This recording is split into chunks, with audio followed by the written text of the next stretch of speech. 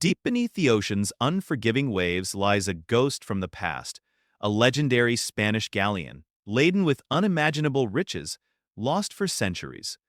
What if I told you that a daring team of explorers is about to unearth its secrets, risking everything to reclaim billions in gold, diamonds, and ancient artifacts? Stay tuned as we dive into the thrilling recovery of the San José, the greatest sunken treasure ever found. In the year 1708, the San José set sail from the New World, her holds bursting with treasures plundered from South American mines. Gold bars stacked like bricks, emeralds the size of fists, and pearls harvested from distant seas, all destined for the Spanish crown. But fate had other plans. As the ship navigated treacherous Caribbean waters, a fierce battle erupted with British warships. Cannon fire tore through the hull, and in a catastrophic explosion, the San José plummeted to the abyss, taking her crew and cargo to a watery grave. For over 300 years, she remained hidden, a silent guardian of history's greatest fortune, estimated at over $20 billion today. Whispers of her location fueled countless failed expeditions, but now, cutting-edge technology promises to reveal her at last. Join us as we uncover the story of this elusive wreck and the modern quest to bring her treasures back to the surface. The San José wasn't just any ship, she was a symbol of Spain's golden age of exploration. Built in the shipyards of Cadiz, this massive galleon measured over 150 feet long, with 3 decks and armed with 34 cannons. Her cargo manifest reads like a pirate's dream. 11 million gold coins, silver ingots, precious gems, including diamonds from Indian traders, and exotic artifacts from Incan empires. Historians believe she carried emeralds from Muzo mines in Colombia, renowned for their vivid green hue, and pearls from the Pearl Islands off Panama. These weren't mere trinkets, they represented the wealth that funded wars and empires. But the ocean claimed it all in one fateful night. Eyewitness accounts from surviving British sailors describe the ship erupting in flames before vanishing. Today, marine archaeologists pore over ancient maps and logs, piecing together the puzzle. With sonar scans and submersibles, the search intensifies.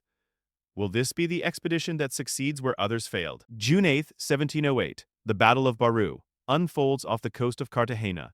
The San José, leading a fleet of treasure ships, encounters a British squadron under Commodore Charles Wager. Outgunned but determined, the Spanish fight valiantly. Broadside after broadside echoes across the waves. A lucky shot strikes the San José's powder magazine, igniting a massive explosion. Witnesses recall a pillar of fire lighting the night sky as the ship breaks apart and sinks in minutes. Over 600 souls perish, their screams drowned by the sea. The British claim victory but fail to salvage the wreck, deterred by depth and currents. For centuries, the site becomes a legend, shrouded in myths of curses and guardian sea monsters. Divers in the 20th century search in vain, hampered by primitive gear. But in 2015, a breakthrough. Colombian Navy vessels detect anomalies on the seabed using advanced multi-beam sonar. Could this be the San José? Excitement builds as international teams assemble for the ultimate recovery mission. Entombed at depths exceeding 2,000 feet, the San José endures the crushing pressure and icy darkness of the deep ocean. Over 3 centuries, coral encrusts her timbers, transforming the wreck into a vibrant artificial reef. Fish dart through cannon ports, and anemones wave from gold-laden chests. Yet, the treasures remain remarkably preserved in the low-oxygen environment. Gold doesn't corrode, diamonds sparkle eternally, and pearls retain their luster. However, time takes its toll. Wooden structures decay, and sediments bury artifacts. Marine life claims the site. Sharks patrol the perimeter, while octopuses nest in crevices. Environmentalists warn that disturbing the wreck could harm this delicate ecosystem. Meanwhile, legal battles rage above. Colombia claims sovereignty, Spain asserts historical rights, and descendants of the crew demand shares. As robots probe the depths, the world watches, balancing preservation with the allure of riches. This isn't just salvage. It's a window into a bygone era. In 2015, the Colombian government announces the discovery of the San José using autonomous underwater vehicles, AUVs, equipped with high-resolution cameras and sensors. The wreck lies scattered across the seafloor, her iconic cannons confirming identity. International experts, including from the Woods Hole Oceanographic Institution, join the effort. They deploy remotely operated vehicles, ROVs like the Remus 6000, capable of withstanding extreme pressures. Initial surveys revealed tantalizing glimpses. A bronze cannon engraved with dolphins, a symbol of the San José. Excitement surges as side-scan sonar maps the debris field, showing clusters of artifacts. But challenges abound: strong currents, poor visibility, and the risk of collapse. The team, led by marine archaeologist Dr. Juan Ramirez, meticulously plans each dive. This modern treasure hunt blends science and adventure, with billions at stake.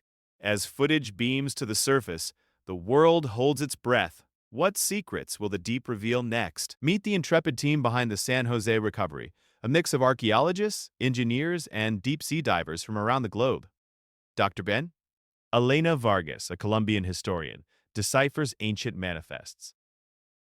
Engineer Mark Thompson from the UK designs custom salvage tools. And pilot Sarah Lee maneuvers ROVs with precision. Funded by a public-private partnership, the operation costs millions, employing state-of-the-art submersibles like the Hugin AUV. Safety is paramount. Hyperbaric chambers stand ready for decompression sickness.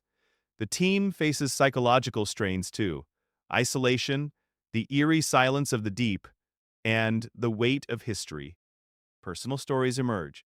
Vargas seeks to honor her ancestors, while Thompson dreams of technological breakthroughs. As they gather in Cartagena's command center, poring over data, camaraderie builds. This isn't piracy, it's scientific salvage, adhering to UNESCO conventions. With each mission, they edge closer to the heart of the wreck, where the real treasures await. The dive begins. ROVs descend into the abyss, lights piercing the perpetual night. Cameras capture the first clear views of the San Jose, her bow splintered, masts toppled, but hull intact in parts. Manipulator arms gently brush away sediment, revealing a chest overflowing with gold doubloons. Exclamations echo in the control room as emeralds glint under spotlights. The team catalogs each find: a diamond-encrusted cross, pearl necklaces tangled in coral, and silver bars stamped with royal seals. But dangers lurk. Sudden currents could entangle cables, or structural shifts bury the sub. One tense moment. An ROV arm snags on wreckage, requiring delicate maneuvers to free it. Marine biologists note biodiversity, tagging species for study. Hour by hour, artifacts surface in protective crates, preserved in seawater tanks.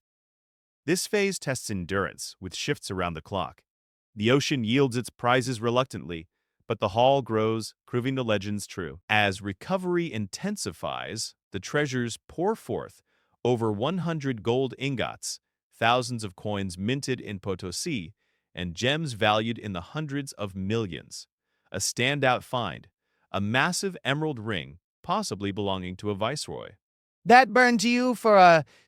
Pearls, once adorning nobility, now see light after centuries. Each item tells a story of colonial exploitation, indigenous labor, and transatlantic trade. Conservators on the surface clean and stabilize them using electrolysis for metals and desalinization for organics. High-tech imaging like X-rays reveals hidden details, such as inscriptions on jewelry. But not all is glamour. Mundane artifacts like pottery and tools offer insights into daily life aboard. The team documents everything digitally, creating 3D models for virtual museums. Ethical debates arise. Should treasures be sold or displayed? Colombia plans a museum in Cartagena, sharing wealth with the world. This haul rewrites history books, illuminating the price of empire. Recovery isn't without hurdles. Technical glitches plague equipment, from faulty thrusters to data losses. Legal wrangling escalates. Sea Search Armada, a U.S. firm claiming prior discovery, sues for half the treasure. Spain argues cultural heritage, while Peru and Bolivia demand repatriation of mined resources. Environmental concerns mount. Sediment disturbance could cloud waters, harming marine life. The team adapts, using non-invasive methods like suction excavators. A dramatic setback. A storm halts operations for days, testing resolve. Yet perseverance pays off as the final major artifacts are lifted: a cannon and a jewel-encrusted sword. Costs soar to $50 million, but the value recovered dwarfs it. international media frenzy builds with documentaries and books in the works. This mission exemplifies human ingenuity, turning myth into reality while navigating modern complexities. As the San Jose's treasures emerge, they captivate the world, exhibited in museums, sparking renewed interest in maritime history. The gold funds education and conservation in Colombia, while gems adorn global collections. But the story doesn't end. Parts of the wreck remain unexplored, hinting at more secrets. This recovery reminds us of the ocean's vast mysteries. Over 3 million shipwrecks lie undiscovered, each a time capsule. For the team, it's a triumph of collaboration over conquest. Viewers, imagine what other lost worlds await beneath the waves. If this tale of sunken riches and daring salvage inspired you, like and subscribe for more epic adventures. Who knows? The next great discovery could be just a dive away. Thank you for joining us on this journey from the depths.